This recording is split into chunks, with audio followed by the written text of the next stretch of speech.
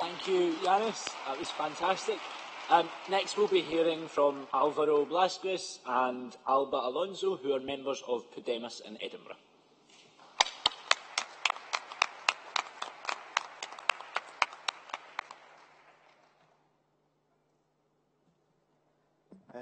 Good afternoon. First of all, thank you very much to Jonathan and Eric for preparing this amazing, impressive event. We are so overwhelmed. And thank you for inviting us to take part in here.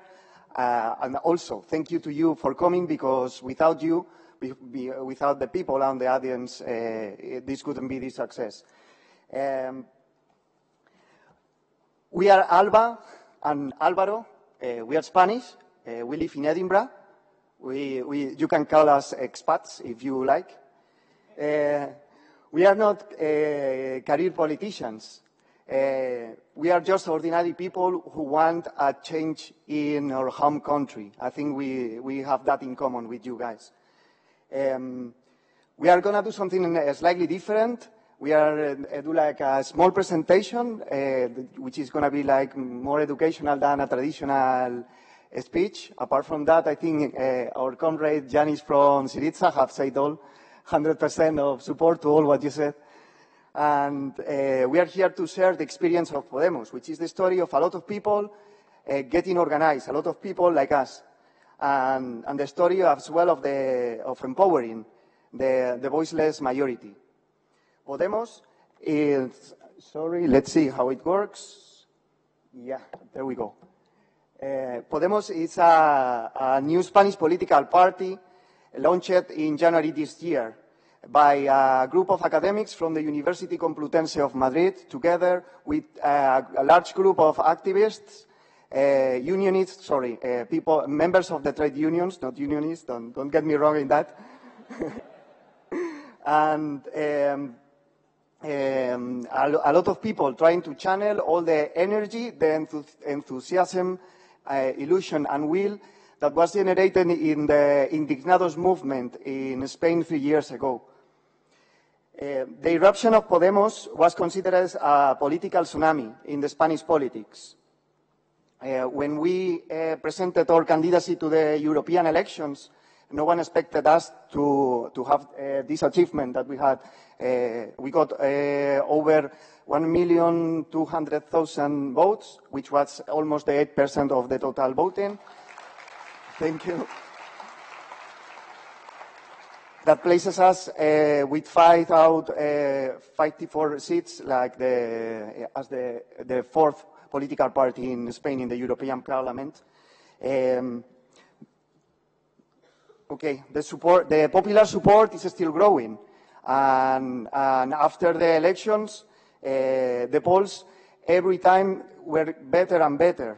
Right now, we are the first political party in estimated direct vote. It's only at 27.7%, but it is still above the Tories and the Socialists. When I said before, there's a lot of people involvement, I can give you some figures. There are right now about 250,000 people registered as members of the party, organized in about 900 circles all around the territory in Spain, and there are a couple of them more in the rest of UK.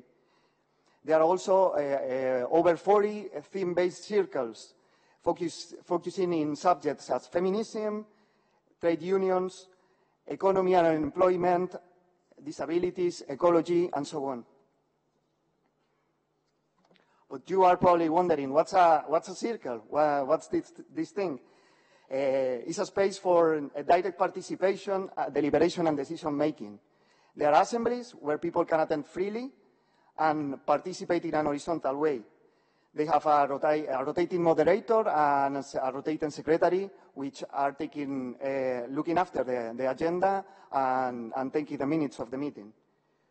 They have commissions and working groups appointed for specific tasks in the circles. From here, we elevate the decisions and proposals, get organized with other circles, and with the managing structures of Podemos. But how did we get there? Well, to understand this better, you should know the context and the formula that we used in order to have so successful. And I'm happy to give the floor to Alba, who is going to explain it to you. Thank you.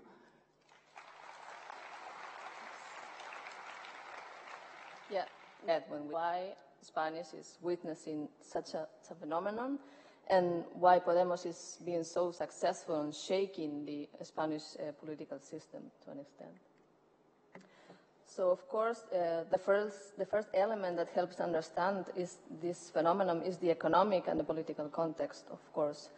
As you all know, the Spanish economy is marked by a huge debt crisis that has resulted in very high employment rates, reaching up to 26%. In addition to this, the implementation of austerity policies to deal with this debt has led to huge budget cuts affecting the public services and has threatened the very existence of the welfare state in Spain. These shifts mean that many Spaniards are experiencing for the first time in their life poverty, hunger, and social exclusion. The political crisis is of key relevance as well. Since the beginning of the economic crisis, many cases of corruption affecting the Spanish main political parties have come into light. This has helped on increasing political disaffection, which was already quite relevant at that moment. This means that there is even less confidence in the main political actors, such as parties and trade unions, and also in key institutions such as monarchy. And what was the reaction to this situation? What did the Spaniards do? Instead of waiting for the next election to take place, people took the streets and voiced their questions and claims. First, the indignados took the squares all over the country in 2011 to ask for a real democracy and to call into question the economic and political system as a whole. More recently, several mareas or waves, the photographs you see on the left hand, appeared to defend the public sector against those who were dismantling the welfare state. Here you can see, for instance, the green wave supporting the public education system, the white wave supporting the healthcare system, and the orange wave supporting social services. Third, platforms against evictions have been very active all over the country and have put the human right to adequate housing for everyone in the political agenda. And of course, finally, I have to mention the independence movement in Catalonia, which has challenged the territorial model in Spain and the country as such. So all of them are very relevant. No. So how did Podemos react to this context? So what is the formula for success? We can mention at least three main pillars or three main elements that have been important for that success. The first one has to do with the strategy based on getting into mainstream media. The founding members of Podemos consider that the role of mass media is crucial for spreading a political message, and more importantly, for shaping what debates are about. They started with a small TV show in a local TV that could be watched also online. You can see a picture on the left.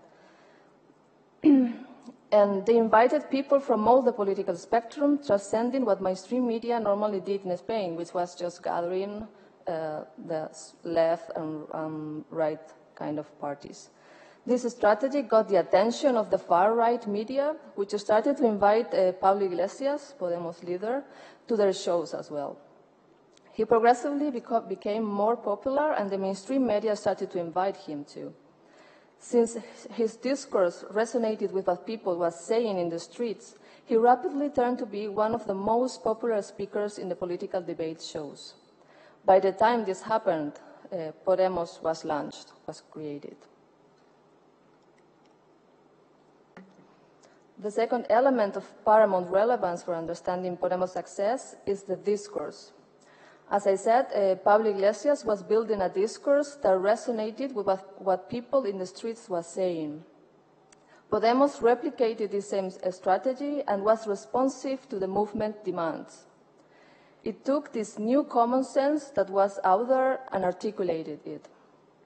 We can summarize this new common sense as based on getting real democracy instead of the fake democracy we have right now, getting sovereignty for the people and not for the markets, not for the banks, and protecting the public services as guarantors of citizens' rights. More importantly, Podemos has opted for changing the terms of the debate. They were aware of the fact that there was a great disaffection with traditional political actors and that the terms left and right didn't mean much for ordinary people anymore. They thought that the real divide and the frame of the debate should be instead between we, the people, versus them, the establishment, the ones who have caused this situation and who take advantage of it. So they built, with this new frame, we versus the establishment, a new popular unity. And finally, a third pillar explaining Podemos' success is the method. Once again, resonating with what was happening in the streets and squares of Spain, Podemos opted for a horizontal and very participatory model. All key decisions, such as selecting candidates, have been directly made by people registered to vote in our website. Along with the territory and theme-based circles, there are a number of IT tools. You can see some of them here: Upgree, Agora, Lumio, Reddit. And these tools allow discussing and debating documents, building networks, talking to the party representatives, etc., so that people are directly involved in the work of the party. To conclude, I'd like to show this drawing from the newspaper El País. It appeared in 2011, right after the Indignados movement also appeared.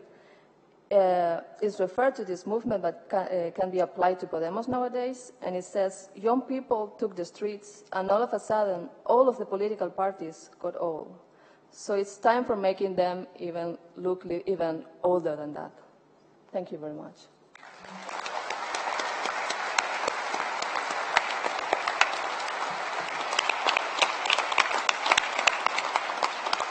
Thank you. Next